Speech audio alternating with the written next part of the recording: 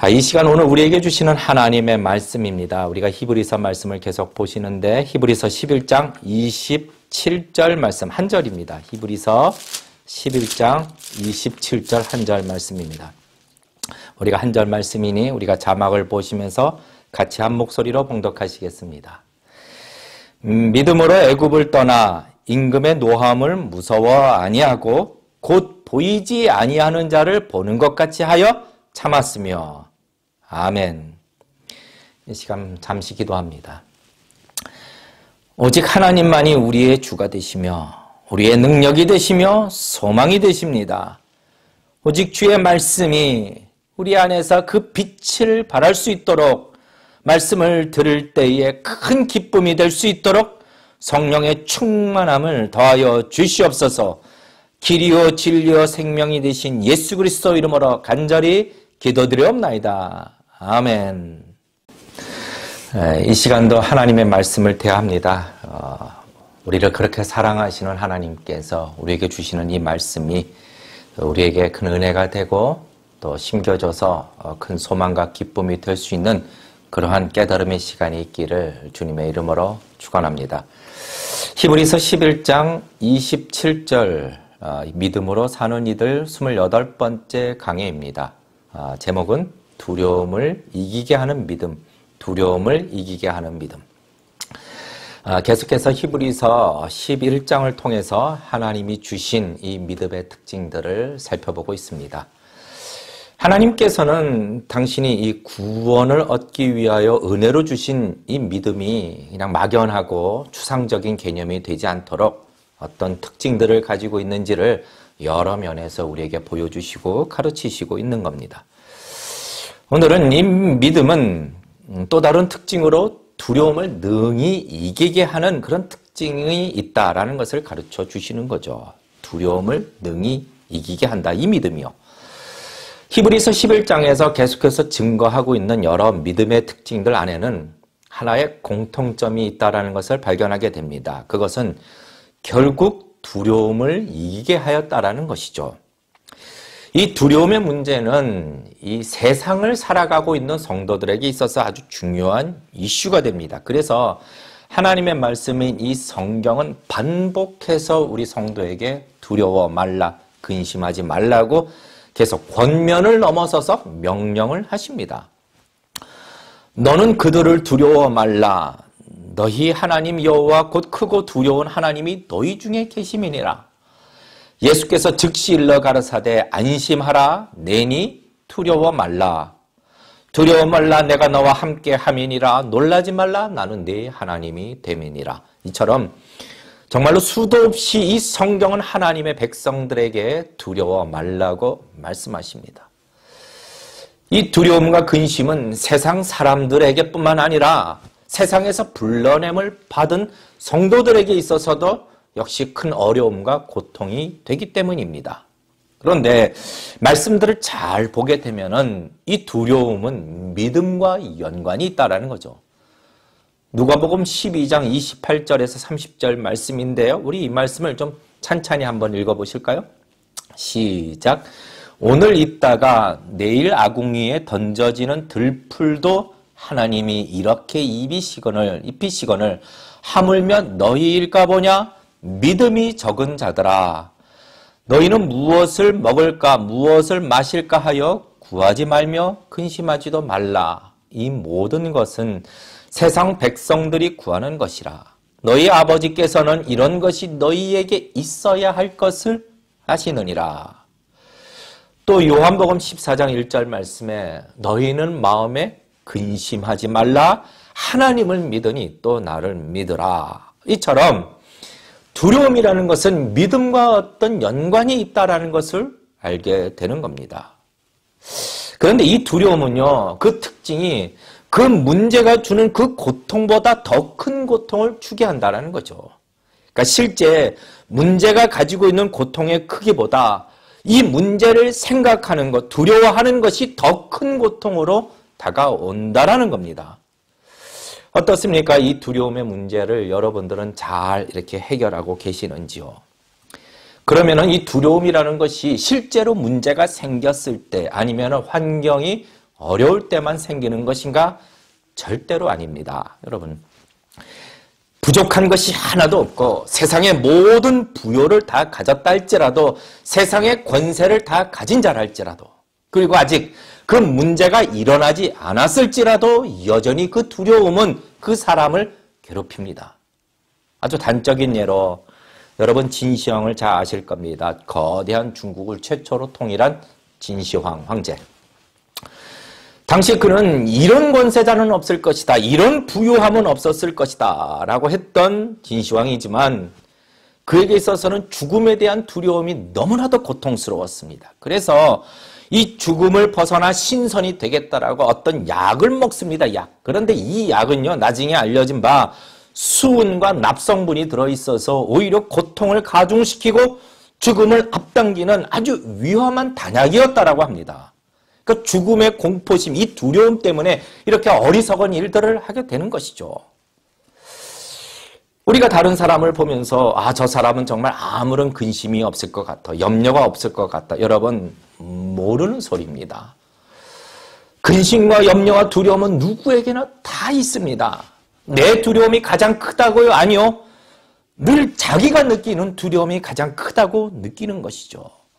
왜 나에게만 이와 같은 근심과 두려움이 일어나는가? 그렇지 않다라는 겁니다.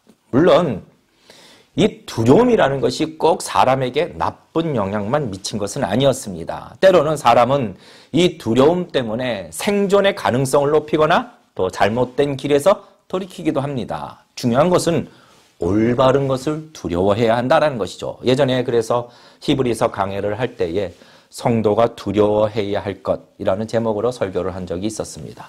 올바른 것을 두려워하는 것은 아주 유익하지만, 그러나 이런 유익한 두려움보다는 정말로 필요가 없고 무익하고 고통이 되는 두려움 속에 사로잡히는 일들이 너무 많다라는 것이죠. 그 중에 가장 빈번한 두려움, 가장 많은 영역에서 일어나는 두려움은 지금의 일이 아니라 아직 일어나지도 않는 일에 대한 두려움입니다. 그래서 막 점집에 찾아가서 막 귀신에게 속는 그런 어리석은 짓도 서슴지 않는 것은 이런 두려움 때문인 것이죠. 그러면은 첫째로 우리가 생각해 볼 것은 도대체 이 마음의 고통을 주는 이 두려움의 근원이 어디인가? 두려움은 언제부터 생긴 것이고 무엇으로부터 나온 것인가? 이것을 알아야 합니다.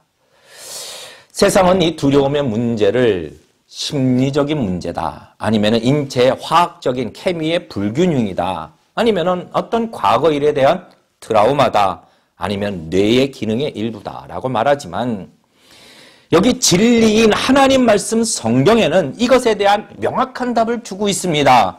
두려움의 근원은 죄가 세상에 들어온 결과 때문이라는 것이죠. 죄 때문이라는 겁니다. 최초의 사람 아담과 하와가 하나님께 불순종하여 죄와 사망이 세상에 들어올 때에 이때 이 두려움이 생겨난 것이죠. 하나님과 늘 화목하였던 첫사람 아담이 하나님이 금하신 선악과를 따먹고, 다시 말해 불순종하고 난 후에 반응이 창세기 3장 10절에 나오는데 말씀을 볼까요?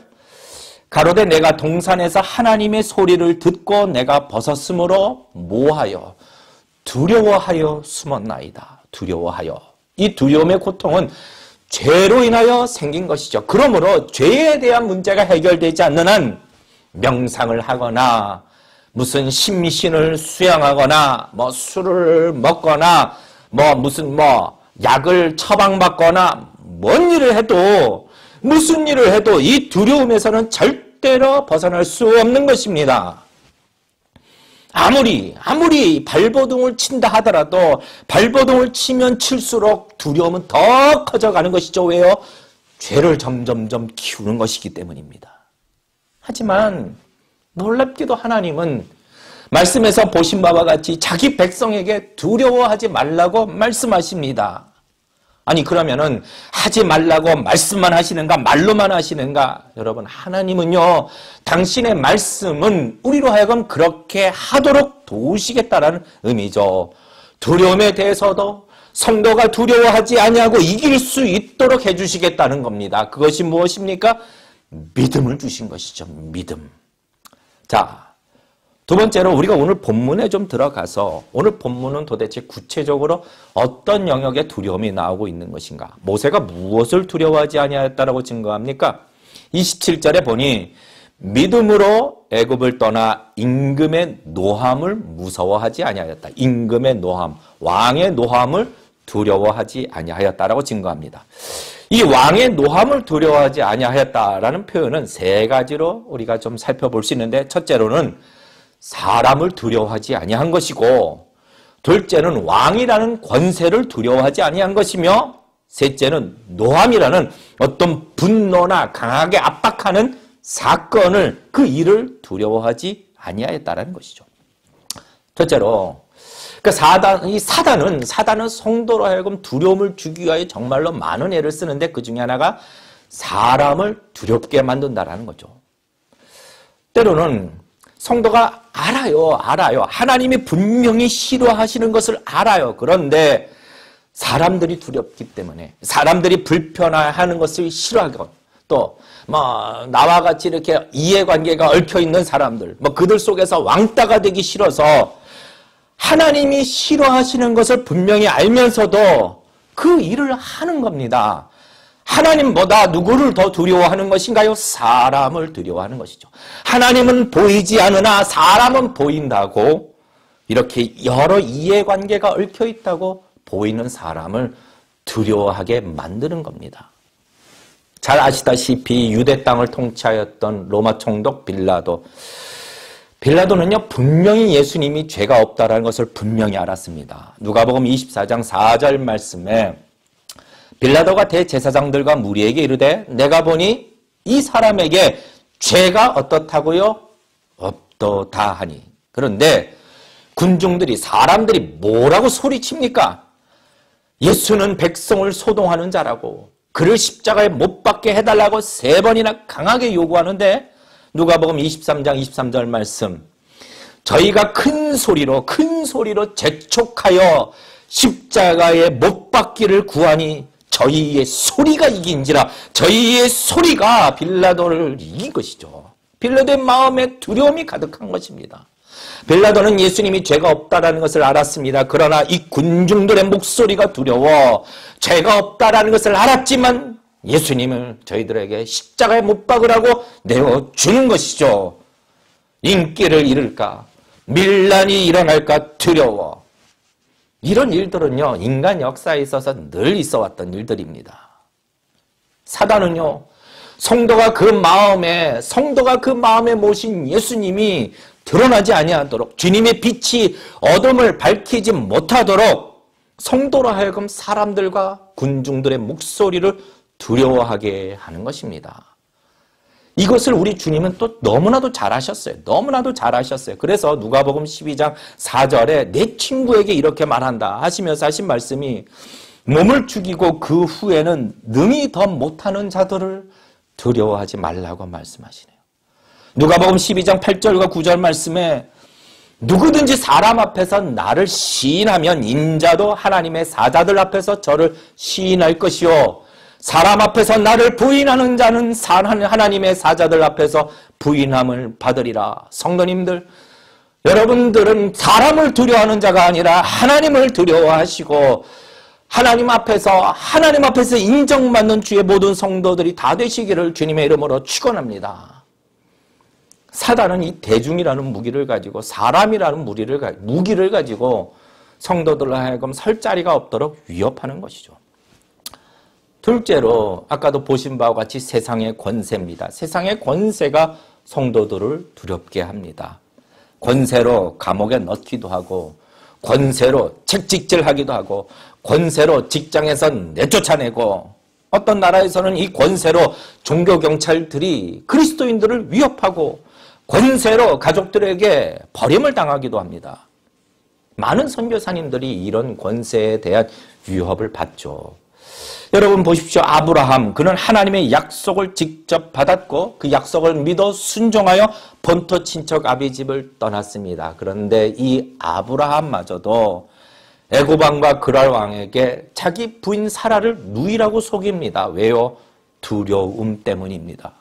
이들의 권세가, 왕의 권세가 자기를 죽이고 사라를 차지할까봐 두려워했던 것이죠. 아직 그렇게 할지 안 할지는 모르지만 상상 속에서 이 두려움이 아브라함으로 하여금 이런 어리석은 일을 하게 만드는 것입니다. 권세가 주는 위협. 한 번은 선교지에 있을 때에 저희 여자 성도님이 눈에 멍이 들고 옷이 다 찢겨져 온 겁니다. 그 이유는 그 가족의 어른들이 우리가 가게도 차려주고 네가 평생 가고 싶어하는 그 여행지도 보내줄 테니 교회에 나가지 말라라고 이야기한 것이죠. 그런데 이 여자 성도님은 아니라고 나는 교회에 다니는 것을 포기할 수 없다라고 말하자 집에서 실컷 두들겨 맞고 쫓겨나게 된 겁니다. 권세요. 세 번째로 사단은 또한 사람과 권세뿐만 아니라 어떤 분노가 되는 사건이나 위협 이런 것으로 성도들을 두렵게 합니다. 그러니까 기쁨의 서신서라고 불리는 빌립보서는 매 장마다 기쁨을 강조하죠. 나도 기뻐하니 너희도 기뻐하라. 그런데 실제로 지금 이 서신서는 바울이 그리스도를 전한다고 하는 이유로 감옥에 갇혀서 고난당할 때 썼던 서신서입니다.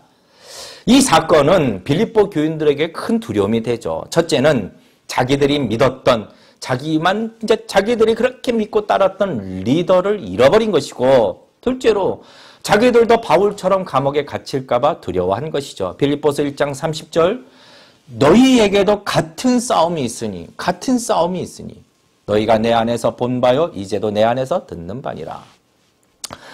이와 같이 사단은 사람들을 통해서 권세를 통해서 또는 강한 압박이 되는 어떤 사건들을 통해서 두려움을 줍니다.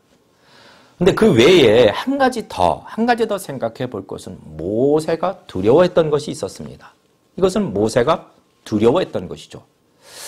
그것은 실패에 대한 두려움이었습니다. 실패. 자, 지난주 말씀을 보신 바와 같이 모세는 40세 때에 애굽의 왕자의 자리를 버리고 죄악의 낙을 버리고 하나님의 백성을 선택합니다.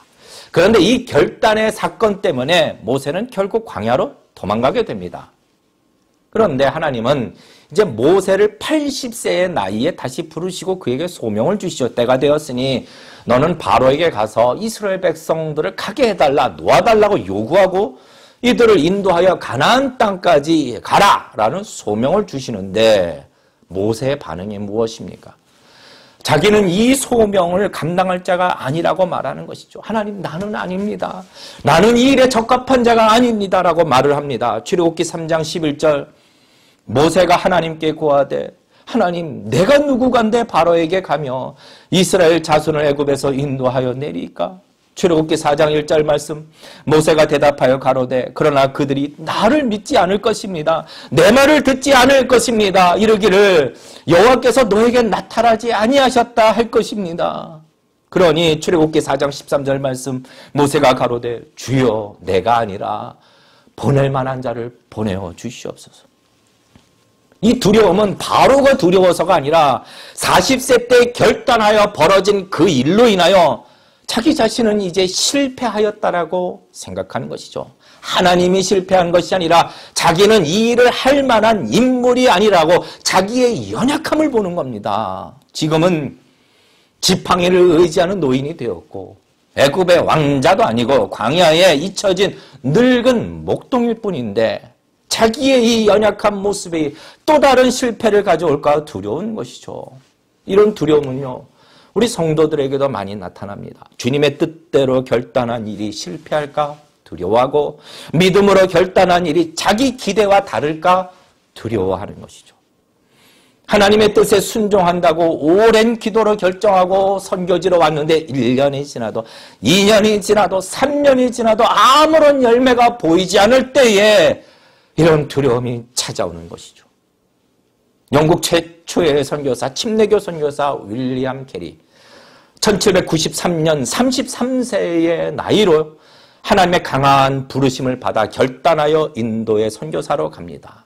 그런데 혹자는 10년이라고 하고 혹자는 7년이라고 하는데 이렇게 오랜 세월이 지나서야 한 명의 회심자를 얻게 됩니다. 그리고 자기 아들은 선교지에서 이질로 죽고 부인은 정신병으로 죽습니다. 여러분 어떻습니까? 윌리엄 캐리 선교사님이 역시 이 두려움이 마음에 큰 고통으로 왔을 것입니다. 사역의 실패에 대한 두려움. 내가 정말 왔어야 되는가? 그러나 결국은 이들은 두려움을 이겨냅니다. 어떻게요? 어떻게 두려움을 이겨냈을까요? 모세는 무엇으로 두려움을 이겼나요? 모세가 가진 어떤 기질, 영웅적인 기질, 애굽의 지혜, 학식, 삶의 경험, 긍정적인 생각, 광야에서의 경험, 이런 것이 두려움을 이기게 한 것이 아니라 하나님이 분명하게 말씀하시는데 믿음으로 하나님이 주신 믿음이 이 두려움을 이기게 한 것이죠. 27절 말씀 우리 다 같이 천천히 읽을까요? 시작. 믿음으로 애굽을 떠나 임금의 노함을 무서워 아니하고 곧 보이지 아니하는 자를 보는 것 같이 하여 참았으며, 하나님이 우리에게 주신 이 믿음이 얼마나 강한 것인지 죽음마저도, 죽음에 대한 두려움마저도 이기게 하는 것입니다. 이 믿음을 저와 여러분이 똑같이 받았다라는 것이죠. 오늘 말씀은 이 믿음이 어떤 것인지를 너무나도 잘 묘사해 주고 있습니다. 보이지 아니하는 자를 보는 것 같이 하였다라고요. 이 말씀은 히브리서 11장에 아주 중요한 말씀이죠. 믿음은 바라는 것들의 실상이요 보지 못하는 것들의 증거다. 모세는 지금 보이지는 않지만, 육신의 눈으로는 보이지 않지만 확실하게 실존하시고 일하시고 역사하시는 여호와의 하나님을 마치 눈앞에서 보는 것 같이 하였기 때문에 견딜 수 있었던 것이죠. 이것이 믿음입니다. 하나님을 눈앞에 보는 것 같이 하는 것. 무엇을 바라보는가? 무엇을 보는가에 따라 두려움에 사로잡히기도 하지만 무엇을 보는가에 따라 반대로 두려움을 이길 수 있는 것입니다. 문제를 본다면, 권세를 본다면, 사람들을 본다면, 위험과 분노의 사건을 본다면, 아니면 나의 연약함을 본다면, 지금 되어져가는 주변의 상황들을 본다면 이 두려움은 우리를 집어삼키는 고통을 주게 되는 것이죠. 성경은 이 일에 대하여 여러 번 반복해서 우리에게 가르쳐 주는데, 여러분 보십시오.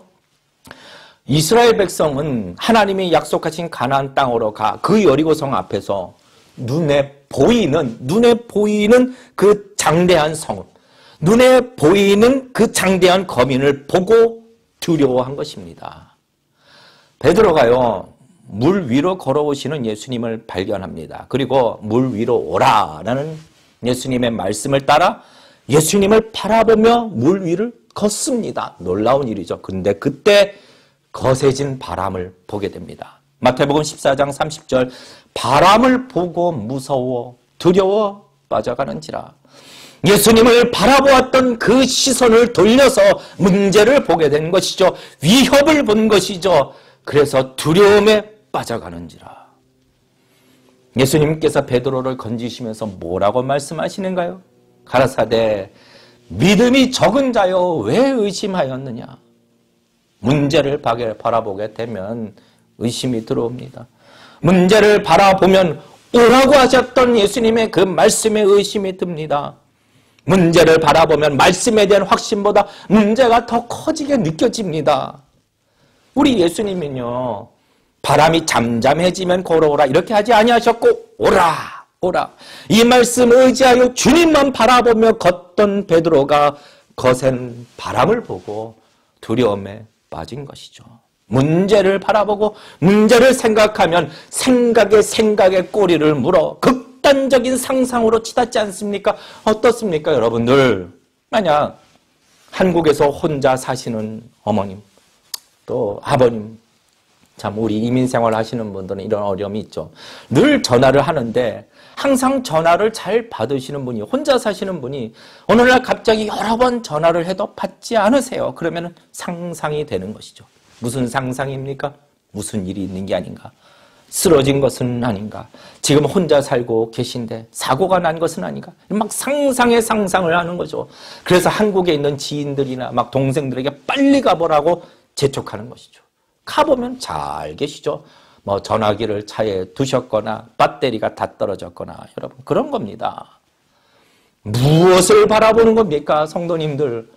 육신의 눈으로는 보이지 않지만 지금까지 나를 붙잡고 계셨고 나를 인도하셨던 나의 하나님, 나를 보호해 주셨던 나의 하나님, 부르짖는 기도에도 응답해 주셨던 나의 주, 나의 하나님을 마치 내 눈앞에 보는 것처럼 바라보시기를 주님의 이름으로 축원합니다. 곧 보이지 아니하는 자를 보는 것 같이 참았으며 믿음의 눈으로 마치 내 앞에 계신 것처럼 그분을 바라보게 되면 문제는 더 이상 문제로 보이지 않게 될 것이며 두려움과 염려를 극복하고 이기는 삶을 살게 되는 것이죠. 마지막, 자 그러면은 믿음으로 바라본다라는 것은 구체적으로 어떻게 하는 것인가요? 첫째, 믿음으로 기도하는 것입니다. 믿음으로 기도하는 것이 마치 내 앞에 계신 그분을 바라보는 것입니다. 베드로는 바람을 보고 거세진 바람을 보고 두려움에 빠져들지만 이 두려움이 집어삼킬 때에 베드로는 무엇을 합니까? 좌절합니까? 마태복음 14장 30절 바람을 보고 무서워 빠져가는지라 소리질러 가로되 주여 주여 나를 구원하소서 하니 간절함으로 주님을 찾고 두려움에서 건져달라고 구하고 있는 것입니다. 내가 두려움을 느낄 때 나 자신을 한탄하는 것이 아니라 이 두려움의 문제에서 건져달라고 우리의 주가 되시는 여호와 하나님 앞에 믿음으로 간구하는 것입니다. 믿음으로 구하는 것입니다. 이것이 보이지 않는 분을 보는 것 같이 하는 것이죠. 시편 88편 1절 말씀 우리 다 같이 함께 읽겠습니다. 시작. 여호와 내 구원의 하나님이여 내가 주야로 주의 앞에 부르짖었사오니 주의 앞에 마치 나의 주님을 내 앞에 둔 것과 같이 찾고 부르짖는 것입니다. 둘째 방법은 눈에 보는 것 같이 우리 주님을 보는 것은 두려울 때 믿음으로 주의 말씀을 보는 겁니다. 말씀을 보는 겁니다. 자, 시편 119편 30절 말씀 내가 성실한 길을 택하고 주의 규례를 내 앞에 두었나이다. 주의 규례를 내 앞에 두었나이다. 시편 기자는 주의 말씀과 율법과 규례를 내 앞에 두겠다라고 자주 고백하는데 이것은 말씀의 인도함을 받겠다라는 의미이며 말씀에 계속해서 머물겠다라는 의미이며 말씀에 집중하겠다라는 의미입니다. 여러분 소년 다윗이 그 장수 골리앗 앞에서 두려워하지 아니하고 다음과 같이 아주 선언하죠. 너는 칼과 창과 단창으로 내게 오거니와 나는 만군의 여호와의 이름 네가 모욕하는 이스라엘 군대 하나님의 이름으로 내게 가노라. 아니 어떻게 도대체 다윗이 소년 다윗이 하나님께서 만군의 여호와라는 것을 알았을까요? 칼과 창과 병거와 말과는 비교할 수 없는 만군의 여호와이심을 어떻게 알았을까요? 다윗은요 400년간 노예였던 이스라엘 백성들을 출애굽시키시는 하나님, 병과 말로 쫓아오던 애굽의 군대를 홍해에 수장시키시는 하나님, 가나안 땅을 정복하게 하신 하나님의 위대한 역사들을 그 사건들을 듣고 배우고 알고 있었던 것입니다. 우리도 이 성경을 통하여 우리 믿음의 선조들에게 행하셨던 하나님의 역사들을 믿음으로 기억하고 우리가 생각하고 붙들어야 하는 것입니다. 수많은 신실하신 하나님의 약속을 붙드는 것입니다. 이것이 하나님을 내 앞에 둔 것 같이 하는 것이죠. 성도님들, 근심과 두려움의 것들은 눈앞에 치워버리시고 만군의 여호와 하나님을 마치 우리 앞에 모신 것 같이 바라보는 자가 되시기를 주님의 이름으로 축원합니다. 말씀으로요. 말씀으로. 셋째로 찬양을 통해서 주님을 바라보는 것이죠. 찬양을 통해서. 바울과 실라가 빌립보 성의 감옥에 갇힙니다. 빌립보 성에서 감옥에 갇히죠. 그때 빌립보 성에서 바울과 실라는 완전한 외인이었고 이들을 감옥에 가둔 사람은 그 성에 돈 많은 부유한 자, 권세자였기 때문에 지금 이들이 풀려날 수 있는 가능성은 아예 없습니다. 그런데 감옥에서 무엇을 합니까? 사도행전 16장 25절 말씀, 밤중쯤 되어 바울과 실라가 기도하고 하나님을 뭐하며요? 찬미하며 죄수들이 듣더라. 하나님을 찬미하며 죄수들이 듣더라. 찬양은요 우리의 마음을 하나님께 집중하게 해줍니다. 마치 눈앞에 하나님을 뵙는 것 같이 우리의 마음을 모으고 하나님을 높이는 그런 신앙 고백이 되는 것입니다. 믿음의 찬양이 두려움을 이기게 하는 것이죠. 하나님을 눈앞에 둔 것처럼 바라보는 것은 무슨 환각이나 환상이 아니라 믿음으로 구하고 믿음으로 말씀을 의지하며 믿음으로 찬양을 드리는 것. 이 모든 것은 믿음으로가 아니면 아무런 유익이 없는 것이죠. 여러분, 마치 나의 주 나의 하나님이 내 앞에 계신 것처럼 그분에게 간구하고 그분의 말씀을 대하며 찬양을 드리는 자가 되시기를 주님의 이름으로 축원합니다. 이제 말씀을 맺습니다. 앞서 제가 선교지에서 한 여자 성도님에 대한 이야기를 드렸습니다. 예수님을 믿는다는 이유로 두들겨 맞고 쫓겨난 여자 성도님. 그 여자 성도님의 이름은 아이누르입니다. 아이누르. 제가 그 아이누르에게 괜찮냐고 이렇게 물어봤을 때에 마음이 힘들지 않냐고 물어봤을 때, 그러니까 자기 눈이 멍에 시퍼렇게 들어가지고 막 달걀로 눈 주위를 이렇게 문지르면서 이렇게 말합니다. 선생님 걱정하지 마세요.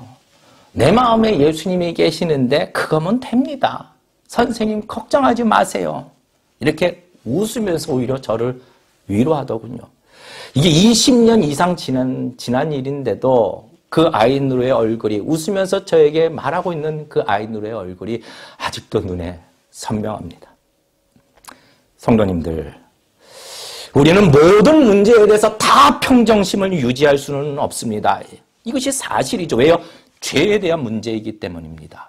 그리고 이 땅에서 사는 동안 우리 안에 있는 아직 죄의 속성이 여전히 그 두려움을 만들어내어 우리를 괴롭힙니다. 하지만 성도는요, 이미 사단의 종에서, 죄의 종에서 해방되어 하나님의 자녀가 된 자들입니다. 이 성경의 맨 마지막에 기록되어 있는 요한계시록은요, 두렵게 하는 세상의 모든 것들, 권세, 문화, 거짓 선지자, 짐승을 경배하는 모든 무리들로부터 성도와 교회는 최후 승리를 반드시 얻는다. 이것이 확정되어 있다라는 사실을 증거하는 말씀입니다. 그리고 더불어 우리 하나님께서는 이 믿음으로 이길 수 있도록, 이 두려움을 이길 수 있도록 믿음을 우리에게 주셨거든요. 그러므로 성도님들, 우리가 두려움을 주는 문제나 사람이나 권세나 연약한 나를 보는 것이 아니라 누구를요? 믿음의 눈으로 마치 내 눈앞에 계신 것 같이 만군의 여호와가 되시는 나의 주 나의 하나님만을 바라보시며 두려움 속에서 늘 이기는 자가 되시기를 주님의 이름으로 축원합니다. 두려움이 몰려올 때 성도님들 주저앉지 마십시오. 믿음으로 기도하고 믿음으로 말씀을 확신하며 믿음의 찬양으로 이런 모든 두려움과 넉넉히 싸워 이기는 그런 복된 인생을 사시기를 주님의 이름으로 축원합니다. 하나님 아버지, 이 시간 나의 연약함을 바라보지 않게 하시고 우리의 연약함을 보지 않게 하여 주시고 내 문제를 바라보지 않게 하여 주시고 온전히 나의 생각을 붙잡아 주시되 오직 하나님께만 고정되어 삶을 살아갈 수 있도록 주님 인도하여 주시옵소서.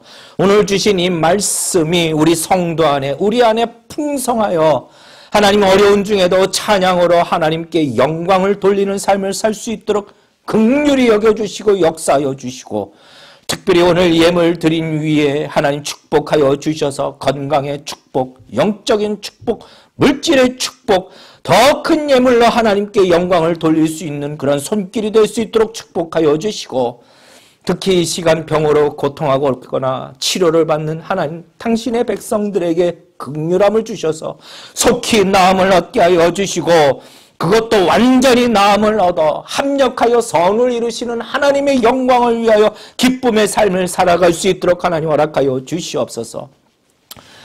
이제는 우리 주 예수 그리스도의 은혜와 하나님 아버지의 극진하신 사랑하심과 성령님의 감동감화 역사 충만하여 주심이 오늘 이 말씀을 마음판에 새기며 말씀을 의지하여 오직 주만 바라보기를 원하는 주의 모든 성도들, 특별히 아버지 아직도 질병으로 고통하고 있는 이 나라와 이 땅 그리고 온 땅에 흩어져 있는 하나님 모든 믿음의 교회들 위해 지금으로부터 영원토록 함께 하시기를 간절히 축원하옵나이다. 아멘.